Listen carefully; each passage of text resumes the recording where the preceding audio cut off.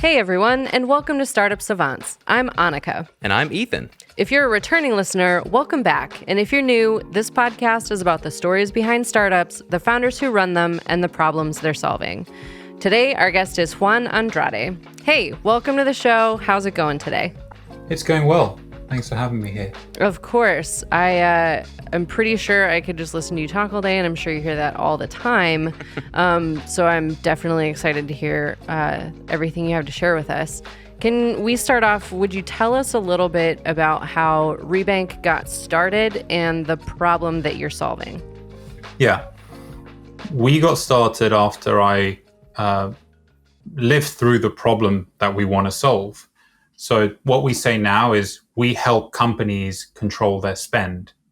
And at the core of that, it's not about oversight, but it's about giving a business, no matter what size, the full visibility of what's going on in their finances without all that accounting knowledge. We got started in the previous company I worked with, where I spent time with the finance team, and I saw these problems, and we're trying to solve those problems now. So I'm guessing this is some sort of software solution. What's the actual product that solves this issue? Well, it's a web app, right? So it is software. It's like a subscription product that companies from the US and the UK are using today. And it all boils down to really two things. The ability to put all of your financial data in one place for you to observe in real time, without needing to do bookkeeping and any of that stuff. And then for the bigger companies, the ability to manage your money movements from one place as well. Cool. All right, let's go back to the very beginning, when you quit your day job and decided to focus on your startup full time. Can you tell us the story about how you made that decision? Yes. I was partway through a master's. So to describe what happened there, I have to sort of go back a few more years and say I knew I wanted to start a company, but I didn't know what. And also I knew I wanted to start a company, and I had sort of gaps in my knowledge. So at the time I thought, hey, I'll do an MBA. That's going to help me with my finance skills. I now realize you don't need an MBA to start a company, but that's what I did. So halfway through that, I basically hit a sort of fork in the road where the master's was asking a lot more of me. My company was kind of asking a lot more of me as well, and I just had to make a call. So the decision was sort of forced on me, really.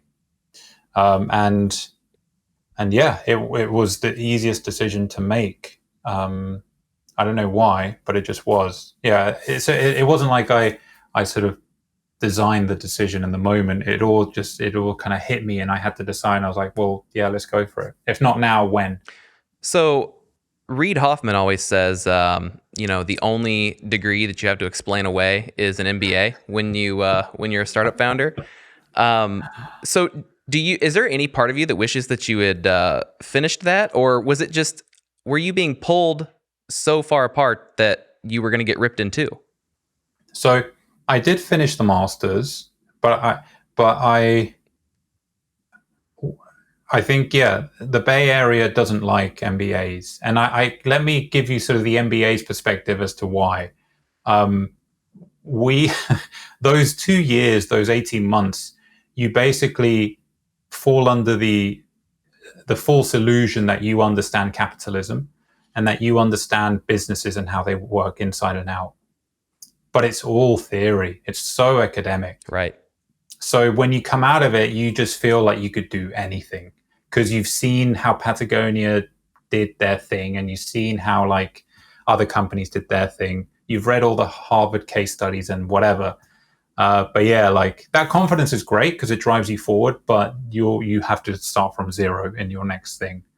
And I think that's a recipe for disaster sometimes, where you have 100% confidence and actually zero ability. Right.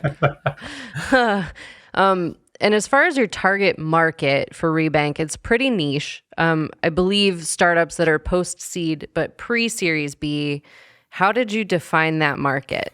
Yeah, I mean, this all started right at the beginning. One thing I made sure that we did was in early research and stuff is to talk to people that we thought would not be customers to understand why. It helped us sort of form like a borders or edges around our target.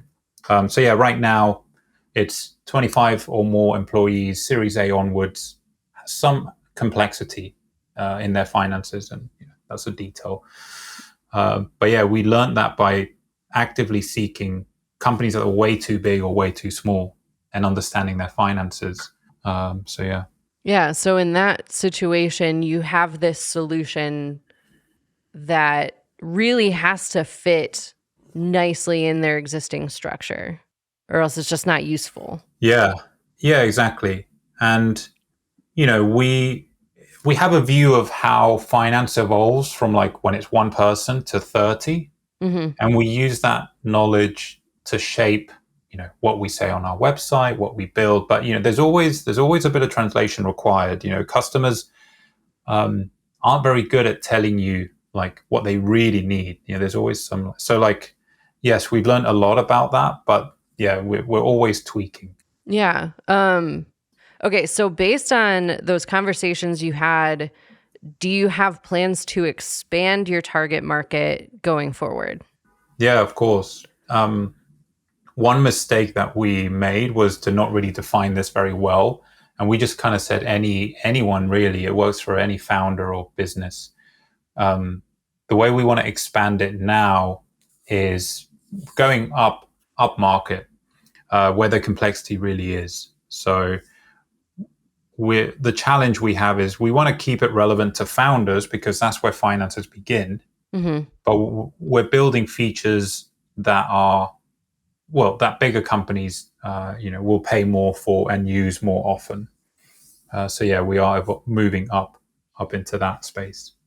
And it sounds to me like you've used the word complex a couple times. What is it about the complexity of these financial situations that's intriguing to you? Well, I mean, I think maybe unrelated to that first, I think it was an early insight that I'm not seeing the industry sort of accept. Like in B2B fintech, in SMB finances, everyone is essentially building a faster bank.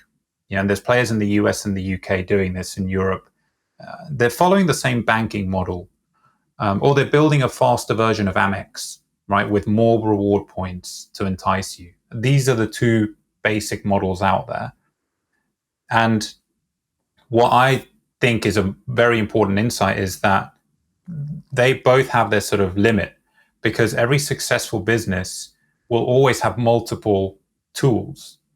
So we come in with a brand new model of like, we're not trying to build something up. We're trying to connect all your things. So there is inherent, if there's nothing to connect, then we're not valuable. So that's where the complexity kind of ties in, The more things we need to connect for you, the more you're going to spend time using us.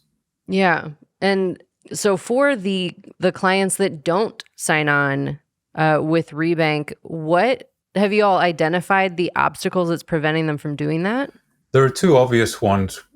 One, when they're too small, so they just need to use their bank for payroll. And they have one bank where all customer money feeds in, and that's it. On the one hand, on the other hand, we don't have, on the more complex side, we don't have like the custom control that a business needs to say like, okay, Jimmy can only agree an invoice up to 10 grand, and then after that it needs to go to John, and so on, right? So that's sort of the edges of our usefulness. Those are the obvious ones. I think there's always a third, which is just we're on this journey of just trying to get good at describing what we do.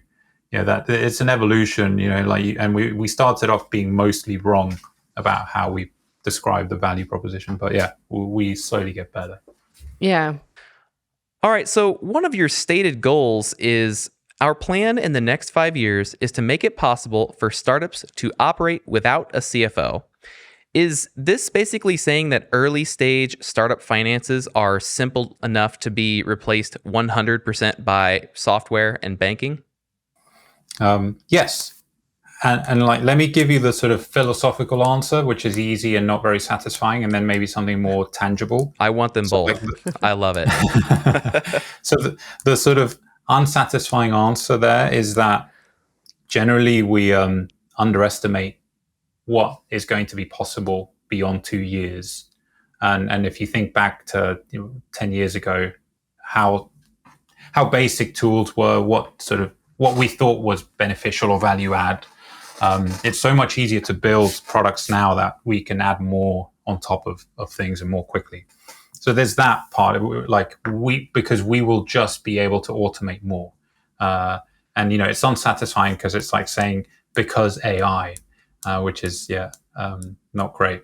Now, to be more specific, what we see is that the first hurdle that happens of like moving finances from like a non-finance person to a finance person is just frustration, and that this person gets sort of inundated with admin. And when you look at like the key 3-4 things that they have to do, there are already solutions out there that automate this for you in their sort of segregated way, and no one's bringing it together yet. All right, so you mentioned that the stage that maybe the average startup thinks about bringing on a finance person is when the founding team or the CEO just gets so busy with other things, other more important things, that they just need to bring on somebody who can handle the finances. And whether or not that's an external company, a CPA or something along those lines, I think is one thing. But what is the stage where you think a startup should think about bringing on an actual experienced CFO? Ooh. Yeah. The first thing you have to do there, as soon as you can afford it, is getting like a bookkeeper, which maybe in the US is like a CPA, right? Just someone external just to do the basic stuff. Mm-hmm. The CFO, some companies wait until they're 50 employees. Some companies do it around 20, 30. I suppose let's sort of define what a CFO is supposed to help with first. And the key thing that a CFO brings to the table is an appreciation for control. Okay. It is, a lot of working in other finance teams, we'd say things like control but verify. Because it's the only function where your work is externally audited and it's held to such a high regard. There is an element of control being necessary and justification of any sort of expense. So like you usually have a very optimistic founder, let's do all the things. You've got like a CTO founder, maybe that's like, okay, but how, feasibility. And then you've got the CFO, which is like, yeah, you're not going to spend that money until you justify what it's going to give us back. So like those conversations can happen without a CFO. I think that's a better way to think of it. Like you can have that CFO mindset before you have a CFO. When should you have one? Yeah, someone will usually tell you when you need one. Is that your investor? Are they going to come down and say, hey, you're trying to go public here and you don't have a CFO? Like maybe think about grabbing one of those. Yeah, exactly. Well, your finance team will be growing and then, it feels like you need someone to set some strategic direction in that area. But yeah, it really depends. Well, so maybe let's simplify that question then. Is it finance team and then CFO, or is it CFO and then finance team? Oh, I think it's finance team and then CFO. You need, generally when you're hiring in startups, it needs to be that the person that has done the thing already and is going to do it where you are. So a CFO coming in early will want a team around them, and they'll want some kind of controls in place and some systems in place. And it's just, it'll be painful for them. Yeah. So you have to have a bit of a foundation. before bringing Exactly. in someone else on top. Mm. And now I want to talk a little bit about your social and content marketing. I've spent a little time on TikTok, which is, I mean, when I say little time, I mean like hours a day. It's disturbing, truly. Yeah. And I know and I'm like, I'm mid-30s spending 6 hours a day on TikTok. Like, when did this happen? Yeah, it's crazy. And so what are the values of these kind of marketing strategies for Rebank? We started that thinking, video is important. Let's figure it out. Mm-hmm. And I've been sort of asked about this before. Like, we're 150 videos in, and we've learned a ton, but I couldn't say that we're TikTok famous, and that's slightly disappointing. But I guess TikTok doesn't really care about financial advice in the same way they care about memes. But yeah, what value does it bring? We don't know. Where we are now, what we've realized after 150 videos is that, and I'm starting to hear this from other sources, TikTok is like your search engine and your place to experiment. Mm-hmm. So we can throw, I don't know, 3 videos in a day very quickly and see what the interest is with each one, and then from that build some kind of content, an article maybe, or even like a post on another platform. So that's the stage that we're at now. It started off with like, hey, we give advice to founders every day. Let's see if we can give that advice to a broader audience. Let's see if they care. But now it's evolved into almost like fitting into our broader content strategy. Gotcha. So it's like having a little spy in social media, and then it's like, okay, these people are really interested in blue pigs. Let's write an article about blue pigs. Because then you gotta give the people what they want. Yeah, exactly. They comment. There's a lot of comments on a video, and the people are like debating something. So we write an article to clarify it, and yeah, that's the stage that we're at. I think one point to mention on marketing generally, all of us are non-marketers. Like, there isn't a single marketer in the team. So I think the way we got there was just by having this process that allows us to constantly experiment. And yeah, I mean, like, if I just, one little kind of thing for me about that, how do you grow Mm-hmm. as a non-marketer, B2B marketing for non-marketers? I think the whole thinking behind that was like, every marketer that we spoke to said the same thing. Like, we'll put you on Google AdWords, and we'll do you LinkedIn this and whatever. And it just seems so boring. And we're like, there must be, why can't we make it interesting? Why can't we put some of our own personality in it? It's been, it takes longer because you're figuring it out as you go. But I think we're getting to a really nice place now where we've got some really cool pieces of content coming out, and like a nice little sort of content workflow, forming. So yeah, it's something I'm really proud of. Yeah, and it's fun to engage in that kind of sphere, as being content creator and all of that. When it comes to kind of narrowing down, you said you did a lot of experimenting. Do you think you found like the brand personality and voice for your social media? No, it's hard. The brand personality is some version of me and Simon, my co-founder. So and the way I would describe that is sort of the opposite of what you would expect a financial institution to be like. Very like relaxed, kind of matter of fact, bordering on sort of nonchalant.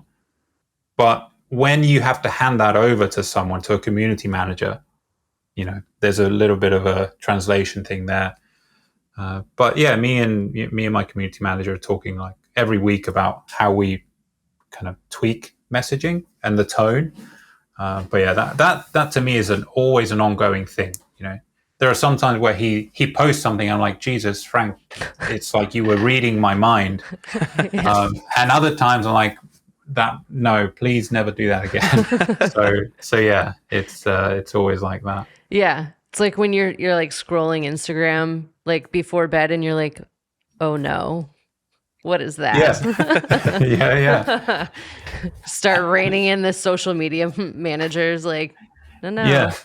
Yeah, exactly. And actually, I mean, Simon, my co-founder, was telling me yesterday that some of his friends who are marketers comment on our marketing, kind of like, I think, trying to poke Simon a bit, but they're like, why are you letting someone with a mullet do your social media? Yeah, for those who can't see this podcast, definitely go check out the video because the hair on this guy. Yeah. Juan, you've got an awesome, I mean, probably the best mullet mustache combination I've ever seen. So I Yeah. appreciate you bringing that energy up into this podcast. Yeah. You're probably my brother's hero at this point. So it's great. Yeah, no. Well, that's not what some sort of so-called expert marketers think. But it's just funny. It's just funny. And we talked about it. And I was like, listen, I think just people having a conversation about our marketing means we're doing something right. Yes. And like, if some people don't like if some people think I should be wearing a suit, we're always going to get stuff like that. So yeah. Yeah. I love the kind of anti-marketing marketing. Like, I don't know if you're familiar with all the things that like Taco Bell is just like pulling off their menu. That's marketing. They're like, hey. Oh, really? Oh, yeah. They're like, all right, you love the Mexican pizza. Guess what? It's gone. So everyone blows up about it, right? And loses their collective minds. And then they're like, oh, hey, but wait, it's coming back in a month. That's marketing. Oh, wow. So we're entering this marketing aspect where it's like, just kind of do what works for you, what fits your brand, what fits your personality. And if there's interest in it, it's marketing. Just have fun. Yeah. So yeah, that's so cool. So you don't have any marketing on your team specifically. How does that impact your sales team? Do they have a lot of cold calling? No. Thank God. Because the experimentation that we do, has been across all channels that we think will make sense, and we've narrowed it down to content and community. So those two channels really create leads for us that we then speak with. So it's never a cold approach. We have tried it and it's really uncomfortable. People saying like, I never asked for this, or like, please stop emailing me. I hated it every time someone suggested it. So yeah, we don't do any of that. All right, I want to jump back into, again, earlier times at Rebank. So Rebank was in Y Combinator, correct? Yep. All right, and so for everybody who doesn't know, Y Combinator, also known as YC, is a pretty big, probably the most well-known startup accelerator stateside.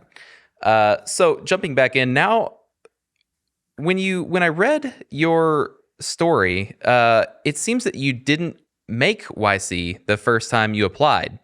Can you tell us your thoughts and your feelings in that moment that you got the rejection notice?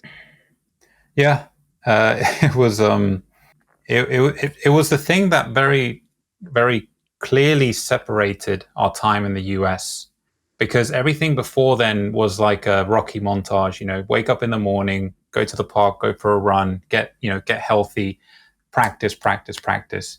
As soon as we got that no, I think we were in the pub with some other founders and we got the no, and we woke up the next day a bit hungover and we were like the thought of running to the park, and we were just like, what's the point? Yeah, so we were completely deflated. I remember it was a very quiet flight back. Like if it was how you picture on the way there, chatting, planning, coordination, all these calls and whatever. On the way back, it's just we were very muted, very sort of withdrawn. But luckily we were just like, okay, let's just keep going. Let's see what we can do. We very quickly bounced back once we got back. But yeah, it was very it's like a gut punch, Yeah. You take it personally. Oh yeah, for sure. Well, I'm glad to hear that it didn't take too long for you to bounce back. I think, that could be a rejection like that's taken personally could be, the death sentence for a lot of companies. So I'm super glad to hear that you were able to pull it back together and, you know, end up where you are now. Yeah, and I have to thank Simon as well for making that easy for me, because it's you take it very personally and you want to bounce back, but that other person is also in control. If there's any doubts in their mind, or they're like, well, actually, I just want to go to that comfortable job, then yeah, that's it. So yeah, luckily we were both on the same page as to like, okay, we can make this work, we can keep going. We cared enough. And then I think just the failure generally, there's so much failure at the beginning that we were getting used to it. So you kind of have to, you have to move through that pain. I'm super glad that you had Simon. He sounds like a good dude.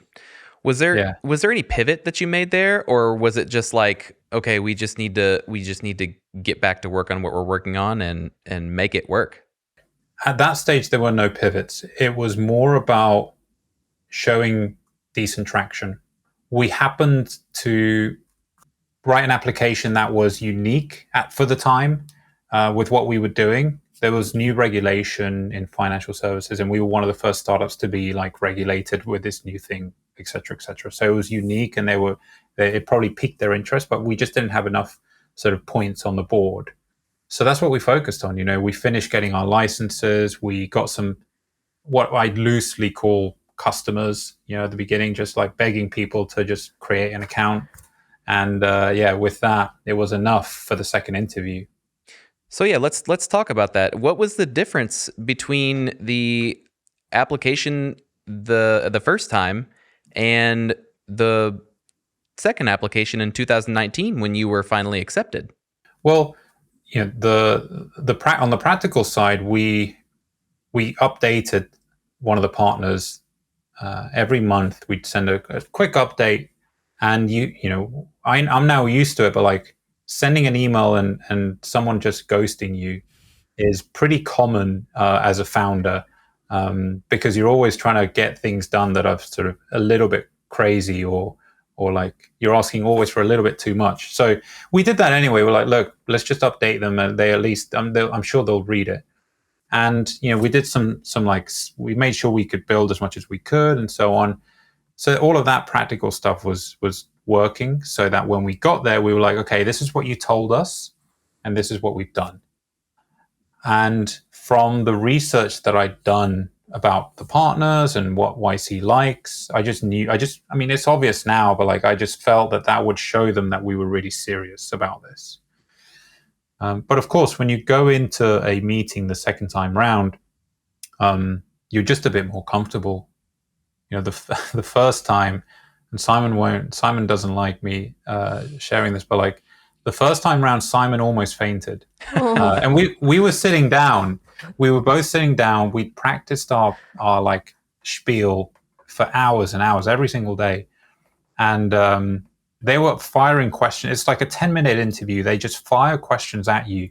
And it seems like kind of like aggressive or like mean, but actually they're just trying to get really quickly decide if you're a yes or no. So we had our whole spiel, and Simon said something like, okay, so, the reason we're better is there's three reasons. There's A, and then he paused, and he paused for a little bit too long. And I looked over, and his face was bright red, like his neck was red. And I did the wrong thing. The thing I should have done is been like, hey, Simon, did you mean this, to help him continue? Instead, I took over. Yeah. Right. And the partners notice that. They really look at, how does the team work together? Like, are these people that actually like know each other and understand each other? And yeah, that could have been one of the reasons we didn't get in, on top of traction. That's super solid advice. What were some of those questions that they were firing at you? Just like quick fire. What were they asking of you? YC is very focused on the problem and the user, and then traction, really. But what they say is they look at the team at that stage. The team, have they done anything impressive? Have they worked together for a long time? The market, and then the actual like traction, the product. The questions, I don't know exactly the questions, but there was one founder of a big company that basically was like, I mean, judging from what I could tell, didn't really understand how this would have fit into his company.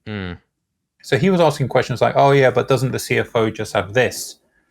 And, at the time, I wouldn't really have been able to answer that well, but I would have said something like, well, yeah, but we're better because of this or this. But, that's not good enough. The other question is like, what problem do you solve? And that is a surprisingly difficult question to answer succinctly, because in your mind, you solve everything, Yeah. and like you do all the things, but actually like your customer really only cares about one thing that you solve. Right. But yeah, it's all about that.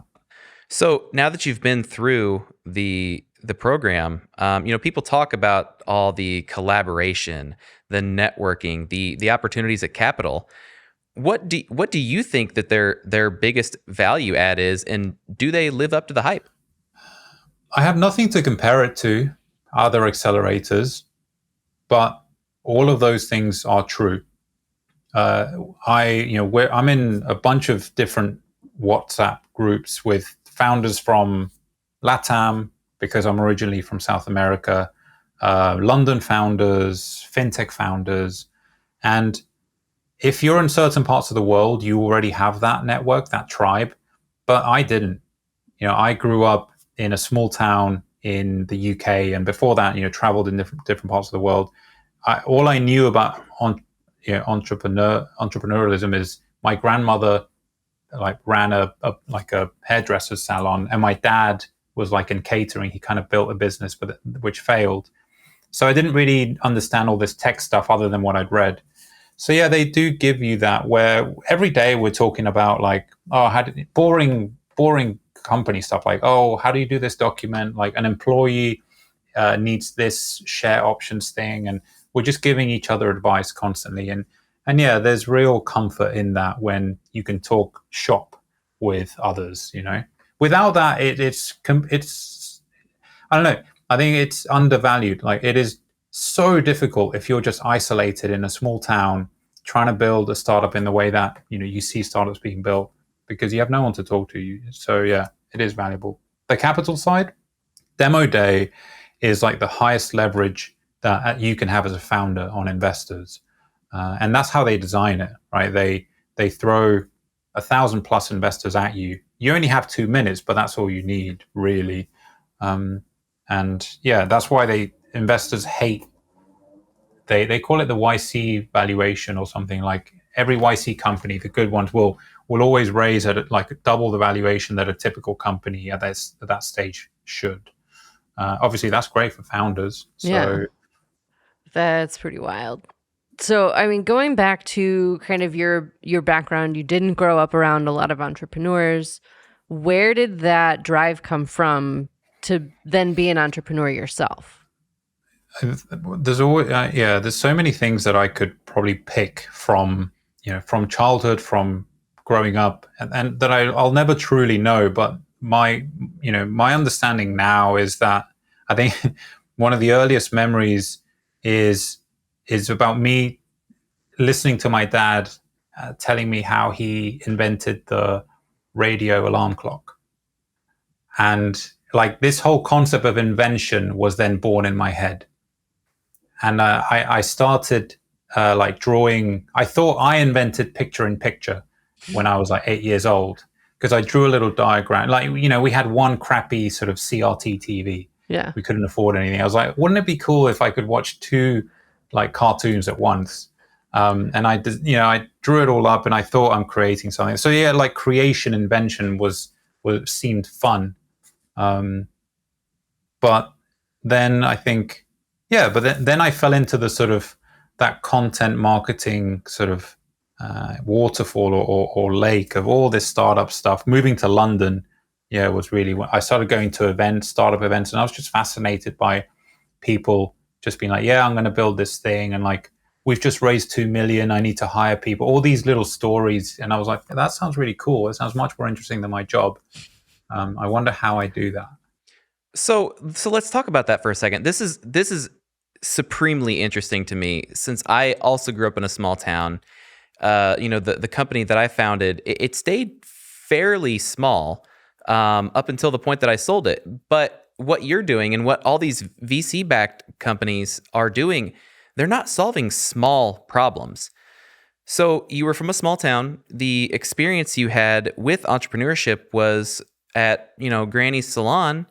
Where did you learn to think big? Where did you learn that it's just as easy to solve $1 billion problem as it is to solve a $1 million problem? Yeah. I never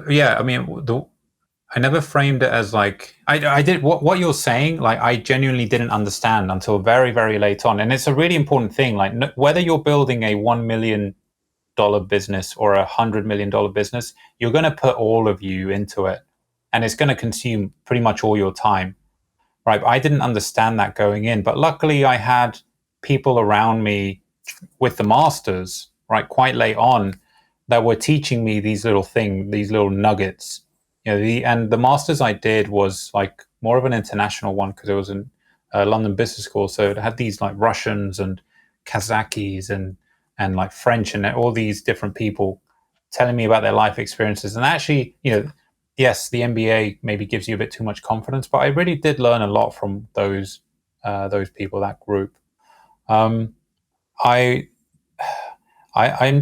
spent so much time on YouTube, watching all the speeches, Steve Jobs, Bill, like learning how they came to be, all the stories. I just became addicted. So really it's more like what got me addicted to that, sort of all of that stuff.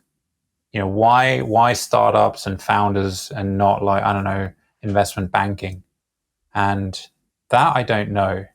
It might have been because of, my dad starting companies and the whole invention thing. I'll tell you one thing that was, going back, it doesn't quite answer your question, but like I realized in my first proper job, I worked in a call center, insurance, and eventually, I was pretty good and like got like promoted a few times and stuff. But I kind of realized, hey, like work seems to be split up into continuous stuff and like new project stuff. And I really enjoy the new project stuff. So I started learning about project management and became a project manager. And I was like, hey, this is cool. I started working with product managers. And I was like, oh, cool. I love that they can just create this brand new product out of nothing, and they understand it.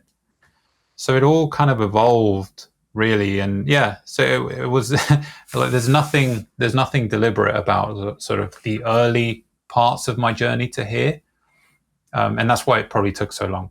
And you counter that with someone that grew up in Silicon Valley, their uncle, sold their company for $1 billion, and right, and their dad is working for Google.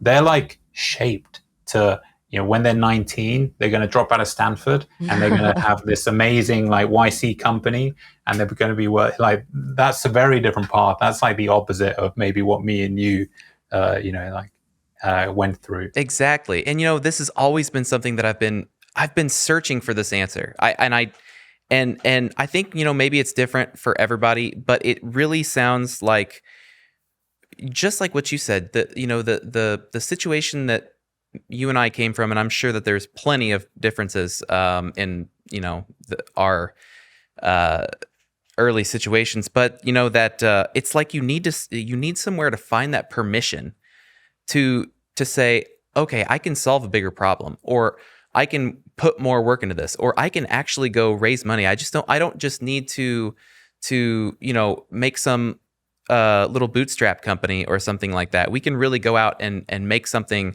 big happen. And all I need to do is make come up with an idea that fits and make a pitch that sounds great. And I don't need anybody else's permission. I can just do it. Yeah. And I think the other influence is just the city you're in, your surrounding. Like I was in London working as like a payments manager, and every now I'd interact with people my age or younger that had set up a company that I was potentially going to be a customer of. And I was assessing the product, and yeah, so it all sort of ties up, at least for me. It's like it basically had to be like drilled into me. You can't, as opposed to some people just sort of get it. It took me a while to be like, oh yeah, I can, I can do this. But yeah, you're right. Actually, I never thought of it that way. The exposure to these people that are a bit older than me, had done their first business and now we're looking for a career change that the MBA might help. That really sort of opened up my view to be like, yeah, no, I could go for something big. Well, I don't know if anybody else needed to hear that, but you sure helped me out today. Yeah. So your background is working for startups. I'm sure you've noticed a few differences between employee and founder roles. What surprised you most about entrepreneurship? God, it's such a shock. It's a huge, there's a huge difference. And I don't know if people walk around thinking that it's the same. The biggest thing was, just the amount of responsibility, or maybe how dependent I was on life as an employee, how comforting that is. Because life as an employee is, you basically, when you're out or at friends or families, you're like, yeah, this is the brand I work for, right? And Secret Escapes, a cool startup here in the UK, or like Google or whatever. This is my brand. This is linked to my identity. And I've got my comfortable sort of package, and I've got very clear like role and whatever. Even though you don't think it is, the entrepreneurship is the complete opposite. You have zero identity. People are questioning whether you're an idiot. Like, when are you going to get a job, Juan? When are you going to get a real job? I thought you did the MBA to get a real job. Mom, this is a real job. So yeah, that's, to be honest, it's something I struggled with, because I felt like my responsibility just went up like this, but my ability to like deal with responsibilities was just kind of flat. So I had to fill this gap. And, I started doing all the kind of dumb CEO stuff, like morning routines and eating healthier and exercise. It all made sense. In the past, I tried it and it'd be like, I don't, there was no real urge or need. But like when you acquire that much responsibility that quickly, it's not about like doing it because it sounds cool. It's like, if you don't do it, you will have a shit day. You will not be able to get out of bed. Yeah. And you'll feel a bit lost. So as far as that work-life kind of balance goes, we've heard from previous founders that it's like, it's hard. It's a struggle. Are there things from that, like the CEO survival guide, that you've stuck with? Yeah, I mean, I always experiment with, and I guess fortunately I enjoy experimenting with different routines and different plans for my day. So yeah, I have, 5 or 6 things I do in the morning, and they kind of move in and out. I'm not too strict with myself. One thing that I've been doing recently is going to the sauna every day for like maybe 3 months now. Wow. Yeah, every single day. And that's a whole new discovery, like of what what you learn about what you can handle and what not, and what you can't. It basically, I can't describe what it does, but it feels like it helps me deal with the peaks and troughs of the day much better. Right. So there's plenty of research out there about like it activates your parasympathetic nervous system, blah, blah, blah, blah. What I think it does, I feel like it resets me. It gives me 10 minutes to just think about whatever I'm doing. And then, it kind of makes the day a bit more manageable. Before that, we have different forms of, how else do you kind of decompress? There's exercise and well, there's alcohol, there's drugs, right? Sure. And those, and like those, well, hopefully most people quickly realize that they're short-lived, the relief from those. And And listen, I'm not saying I don't drink, but like I make sure that it's for like enjoyment, social, and not because of the stuff that I'm dealing with. But yeah, there've been periods even where I was smoking like 20 a day at one point. I'm like, Wow. I don't even smoke. Yeah, I don't even smoke, but it just felt good. Yeah. But yeah, so like, let's just say experimentation means everything, not just all the good, eating porridge in the morning and all that kind of crap. Like all the good and bad stuff. You got to find what works for you. Right. Hey, maybe for some people, 20 cigarettes a day is the thing. I actually had a friend of mine who does run his own business. We're both swimmers, and it was like, why do you still swim so much? And he's like, well, if I go swim 2 miles, that's the hardest thing I've had to do today, not running the business. The hardest thing I've had to do today is go run a marathon or whatever. So it's like some people use, exercise and self-care and what have you as like a reframing of like, well, at least it's not, cycling a century or something like that. Yeah, exactly. It wouldn't work for me, but I'd be like, I still had to fire someone. Oh my God.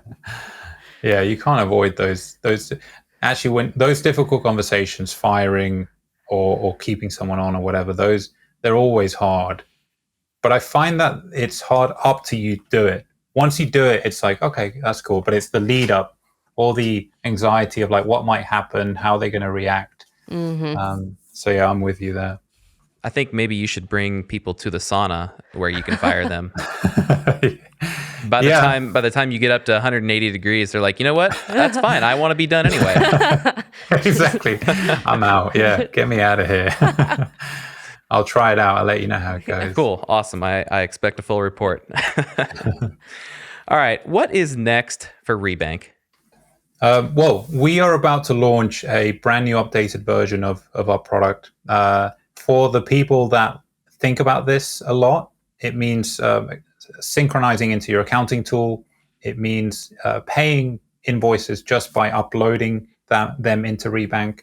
And it's all handled, whether it's a global bill payment or something domestic. So you don't have to use multiple tools. We're doing that towards the end of this month. And we're really excited about it. It's been a lot of hard work from the product team and on us as well, the marketing side, to make people aware of that. So yeah, really looking forward to that happening and being done. It's always great when like you've been spending a lot of time on stuff and you're like, here, it's ready. Yeah. Go into the world. Yeah, definitely. We're excited about it. So what is your number one piece of advice for aspiring entrepreneurs? Sleep more. Sleep at all? Yeah, sleep a lot. And actually, there's another one. Maybe that maybe hopefully more people will disagree with me on, which is that you shouldn't have a work-life balance. I think the times where I've achieved the most are also the times where I've sacrificed the most. And, I mean, sacrifices in like not spending time with family, friends, not developing relationships, romantic or not. It's, you look back and you're like, that sucked. Like I've really sort of fallen behind my friends on certain parts. But as long as you can manage that period, as long as it's not like 10 years, as long as it's like in bursts, I actually think that's really better than I don't know, aspiring for some like balance where you're doing everything. You're the great dad, you're the great friend, and the great boss. I don't know. All right. Well, if that is disagreeable to people out there, where can people go online to publicly disagree with you? Yeah, I occasionally tweet. So is Juan online is where you can find me. They can email me directly if they want to get really offensive. My email is juan@rebanknow.com. All right. Cool. One last question, and then we'll sign off for the day. How can our listeners support Rebank? I'd love to know, and it's really boring, but I would love to know what makes finances difficult for your readers, for your listeners, sorry. yeah, what keeps them up at night? We speak to customers every week, so if we can speak to more, yeah, we'd love that. Awesome. I was just going to say math, but I don't think Math? that's the answer Yeah. you're looking for. Yeah, no, not math. No. It's a little too simplified. All right. So those listeners out there, tell him, send him an email. What was that email one more time? Yeah, it's Juan, Juan, @rebanknow.com. Awesome. Juan, thank you so much. We're going to put everything that we talked about in the show notes today, but this has been a ton of fun. But that's going to be it for today's episode of the Startup Savants podcast. Thanks for hanging out with us. Now, as you may have guessed, this show is a pretty big deal for our team. Me personally, because I am such a huge podcast nerd. We put a ton of love and effort into each and every episode, and that's us as the hosts, the producers, everybody else who's involved, the video team, everybody. And we want it to reach everyone who it could be helpful to.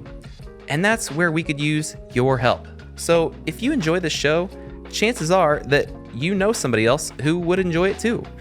So this is our ask to you. Send it to them. All of these podcast apps make it pretty easy to share a show or a specific episode with a friend. It's right there on your phone. Check it out. Just look at it right now. It's in your hand already. Should take less than 30 seconds. And if you share, we thank you so very much. For tools, guides, videos, startup stories, and so much more, head over to truic.com. That's truic.com. TRUIC.com. See you, folks. Bye. All right, that was a blast.